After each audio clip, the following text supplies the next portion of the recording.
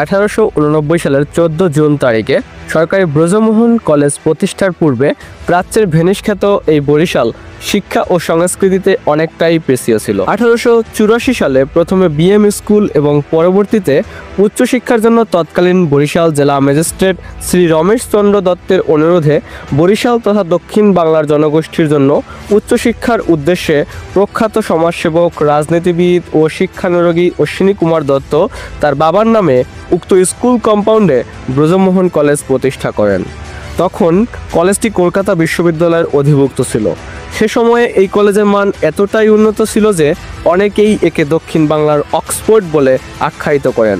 1965 সালে কলেজটি জাতীয়করণ করা হয় ও বর্তমানে কলেজটি জাতীয় বিশ্ববিদ্যালয়ের অধিভুক্ত। এই কলেজটি বাংলাদেশের স্বাধীনতা সংগ্রাম থেকে বর্তমান পর্যন্ত সদা জাগ্রত রয়েছে।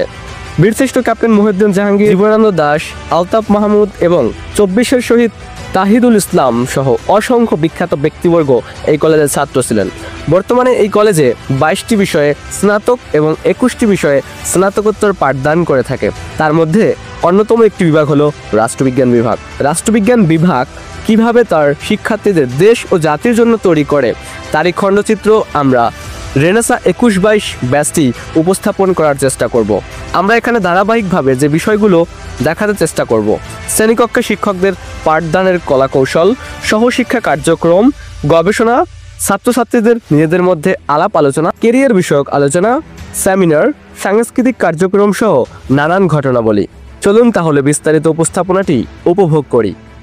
রাষ্ট্রবিজ্ঞান বিভাগ, যেখানে গবেষণার মাধ্যমে খুঁজে পাওয়া যায় সামাজিক ও রাজনৈতিক বিভিন্ন সমস্যার যৌক্তিক সমাধান এবং ভবিষ্যৎ নেতৃত্ব তৈরি হয় এখান থেকেই। এখানে আমরা শিখি রাজনীতি, অর্থনীতি এবং সমাজের গভীরে প্রবেশ করার নানান কৌশল। চলুন এখন আমরা এই বিভাগে প্রবেশ করি এবং জানতে চেষ্টা করি কিভাবে তৈরি হচ্ছে আমাদের আগামী সেরা বিভাগ।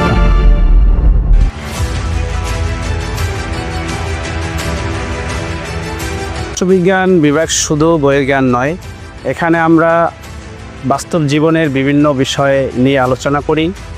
বিশ্বের বিভিন্ন দেশের রাজনীতি, অর্থনীতি এবং সমাজ নিয়ে জানতে পারি। এখানে আমরা শেখার পাশাপাশি নিজস্ব মতামত তুলে ধরার সুযোগ পাই এবং আমাদের মতামতকে শিক্ষকগণ প্রাধান্য দেন এবং গবেষণা করতে সহায়তা করে থাকেন। আমরা শুধু পাঠ্য বইয়ের জ্ঞানের সীমাবদ্ধ নয়, আমাদের বিভাগ আমাদেরকে বাস্তবমুখী হতে উৎসাহিত করে।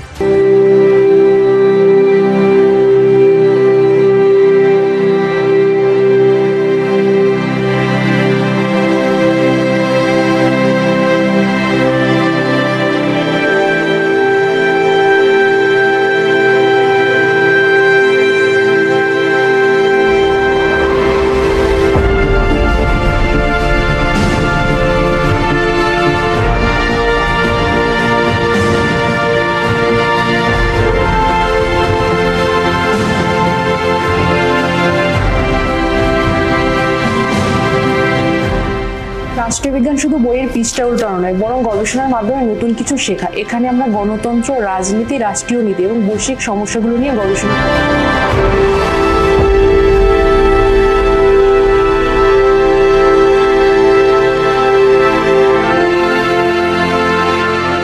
গবেষণাগুলো শুধু আমাদের জ্ঞানের গভীরতাই বাড়ায় না, বরং বাস্তব জীবনের জন্য আমাদেরকে প্রস্তুত করে।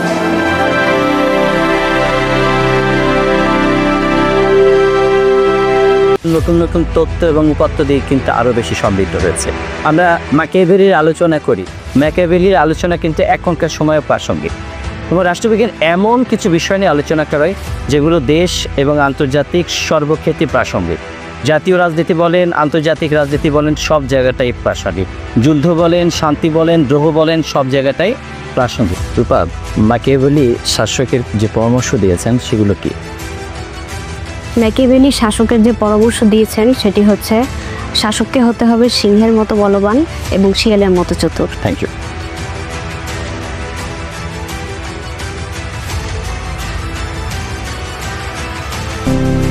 অধিকার নিশ্চিত করা, ধর্ম নিয়ে বাড়াবাড়ি নয়, নবীর আদর্শ অনুযায়ী নিজ ধর্ম পালনের ব্যবস্থা করা।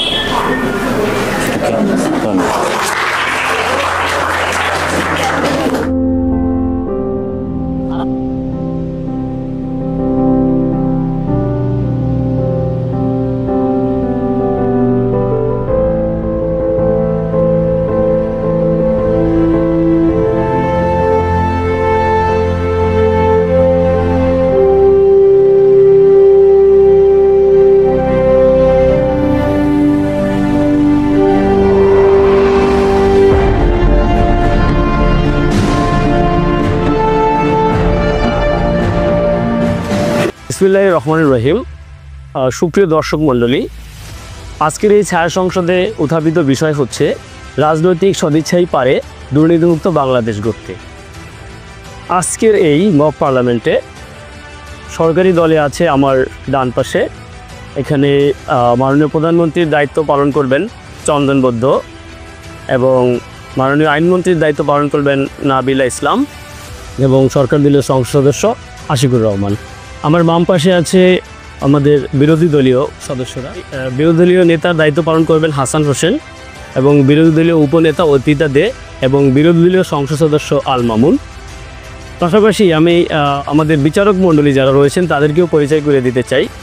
এখানে রয়েছেন প্রধান বিচারক কানিজ ফাতেমা সহযোগী অধ্যাপক এবং এম তারিকুজ্জামান সহকারী অধ্যাপক এবং জনাব দীপন শিকদার সহকারী অধ্যাপক। তারা তিনজন রাষ্ট্রবিজ্ঞান বিভাগে অধ্যাপনায় নিয়োজিত আছেন।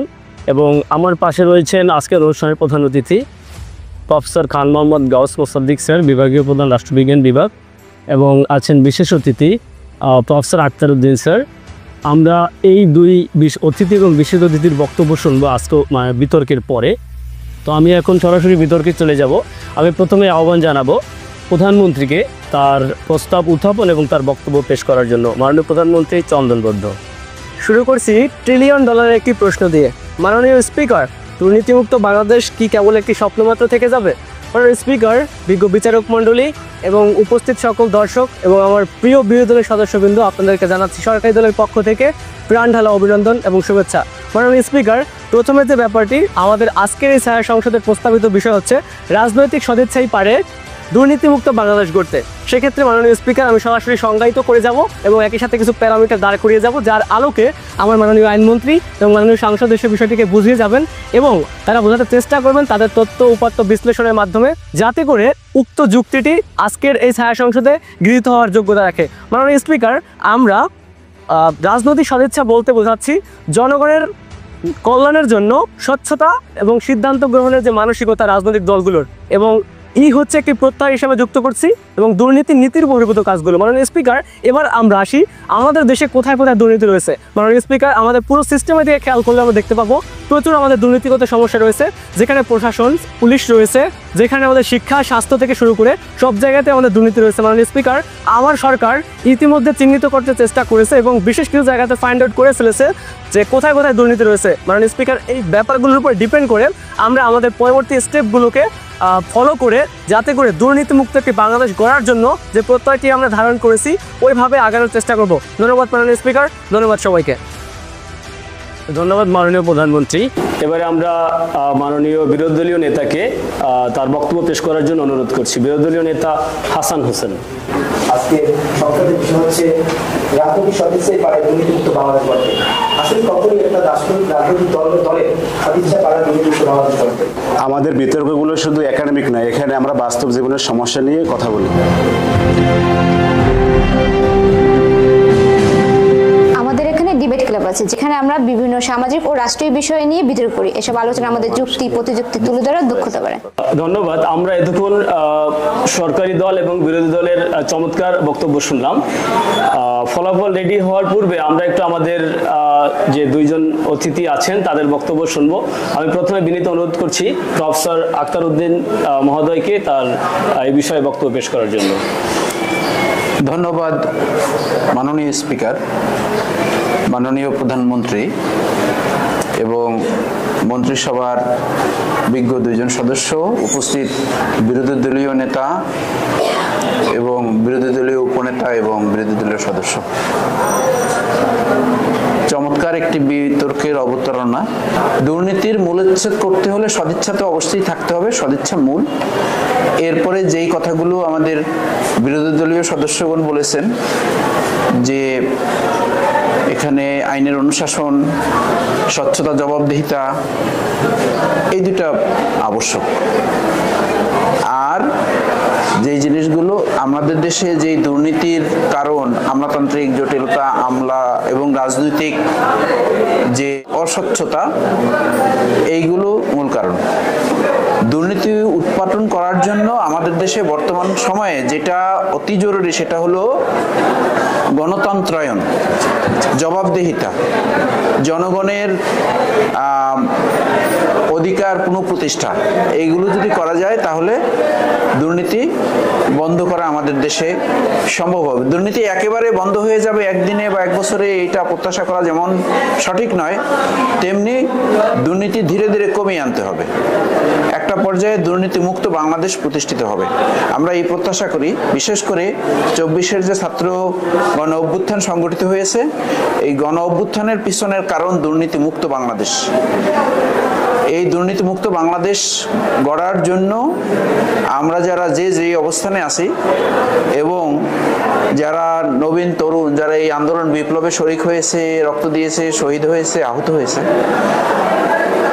এবং তাদের এই আত্মাহুতির কথা মনে রেখে আমাদের সকলকে এই দুর্নীতির থেকে নিজেদেরকে যেমন দূরে রাখতে হবে এবং জাতিকে এই দুর্নীতি মুক্ত করার জন্য নিজ নিজ স্থান থেকে প্রচেষ্টা চালাতে হবে। আমি তাই এই যে বিতর্কের আজ বিষয়বস্তু, এই বিষয়বস্তুটিকে আমি একেবারেই বাস্তবসম্মত এবং সময় উপযোগী হিসাবে মনে করছি।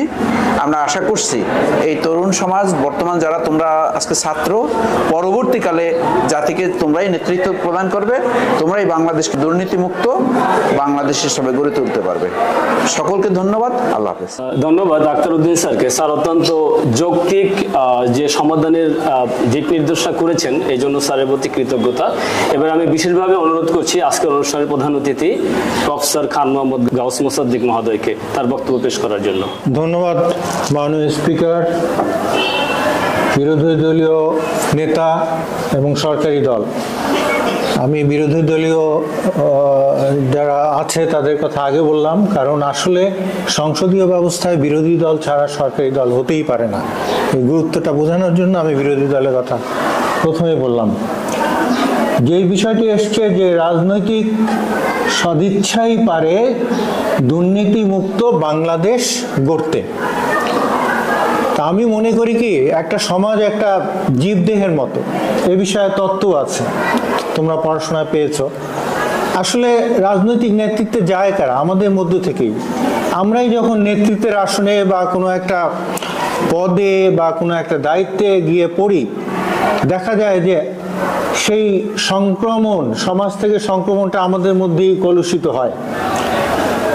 এটাকে আমি একেবারে অস্বীকার করব না যে রাজনৈতিক সদিচ্ছাই পারে দুর্নীতিমুক্ত বাংলাদেশ গড়তে, কারণ পৃথিবীতে যে কয়টি দেশ তৃতীয় বিশ্বের দেশ উন্নত বিশ্বের কাতারে সামিল হয়েছে, আমাদের ঘরের কাছেই মোটামুটি, আমাদের থেকে পূর্ব দিকে সিঙ্গাপুর বলি বা মালয়েশিয়া বলি, সেই সব দেশের কিন্তু রাজনৈতিক নেতারা প্রবলভাবে, কখনো গণতান্ত্রিক কখনো স্বৈরতান্ত্রিকভাবে, শুধুই দেশের জন্য কাজ করেছেন। সেহেতু ওই ডিম আগে না মুরগি আগে, এই বিতর্কে আমি না যেয়ে বলতে চাই যে রাজনৈতিক সদিচ্ছা গুরুত্বপূর্ণ বিষয় এবং সমাজের থেকে তাদেরকে, সমাজের যে সংক্রমণ, এই সংক্রমণ থেকে তাদেরকে বিচ্যুত হতে হবে, সমাজের যে দুর্নীতির সংক্রমণ। আমার মনে হয় না আমি বিরোধী দল এবং সরকারি দল কারোর বক্তব্য উপেক্ষা করতে পারি, কারণ এটা একটা সম্মিলিত প্রয়াস। তো এই প্রেক্ষাপটে শেষ কথা আমার যেন মনে হয়, যেহেতু এটা একটা রাজনৈতিক, সামাজিক, অর্থনৈতিক, অর্থসামাজিক আলোচনা, তা আমি বিভিন্ন জনের মত বিভিন্ন হতেই পারে, কিন্তু আমার মনে হয় রাজনৈতিক নেতৃত্ব বা মাথা যদি চেষ্টা করে, আমরা বাধ্য হব বা আমরা ইনশাআল্লাহ সফল হব একটা দুর্নীতিমুক্ত সমাজ গড়তে। ধন্যবাদ। আমি অসংখ্য ধন্যবাদ জানাচ্ছি দুই দলের বিতর্কিকদের এবং বিচারক মণ্ডলীদের। ইতিমধ্যে আমি আমার হাতে আজকের এই বিতর্কের ফলাফল পেয়ে গেছি। একটা চমৎকার ফলাফল আমরা পেয়েছি, সেটা হচ্ছে বিচারকদের থেকে প্রাপ্ত নম্বর, দুই দলে সমান নম্বর পেয়ে দুই দলের বিজয়ী হয়েছে।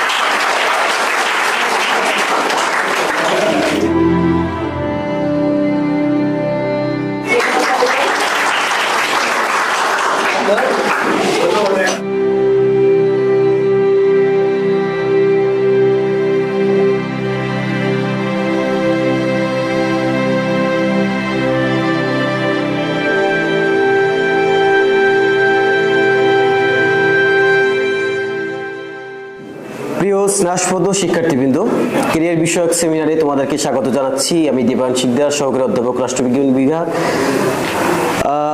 আজকের আমাদের এই সেমিনারের উদ্দেশ্য হলো ক্যারিয়ার বিল্ড আপে সচেতনতা সৃষ্টি করা এবং দক্ষ মানব সম্পদ হিসাবে যাতে তোমরা গড়ে উঠতে পারো সেই বিষয়ে যথাযথ দিক নির্দেশনা দেয়া। আমি প্রত্যাশা রাখি আমাদের এই সেমিনারটি তোমাদের জন্য সহযোগিতাপূর্ণ হবে এবং একজন সুষ্ঠু দক্ষ মানব সম্পদ হিসাবে গড়ে উঠতে তোমাদেরকে ভূমিকা পালন করবে। প্রথম যে বিষয়টা হলো আমাদের মেধা এবং মননের সাথে আগে সিলেক্ট করতে হবে যে আমাদের উদ্দেশ্য কি, আমরা কোন জবের দিকে ধাবিত হব। আমার স্বপ্ন দেশের একজন সুনাগরিক হয়ে দেশের উন্নয়নে অবদান রাখা। এই বিভাগ আমাকে সঠিক দিক নির্দেশনা দিচ্ছে। রাষ্ট্রবিজ্ঞান দর্শন এবং তার বাস্তবিক চর্চা একজন নাগরিকের রাষ্ট্রের সকল কাঠামো এবং তার দিক নির্দেশনা শিক্ষা দেয়। আমাদের এই রাষ্ট্র চর্চা এবং আমাদেরকে দূর বহুদিন নিয়ে যাবে, এটাই আমাদের সকলের কাছে প্রত্যাশা। রাষ্ট্রবিজ্ঞান বিভাগ শুধু আমাদেরকে শিক্ষাই দেয় না, বরং ভবিষ্যৎ সমাজ ও রাষ্ট্র নির্মাণের নানান কৌশল শেখায়। দেশ ও জাতির জন্য যাত্রা তার শুরু মূলত এখান থেকেই।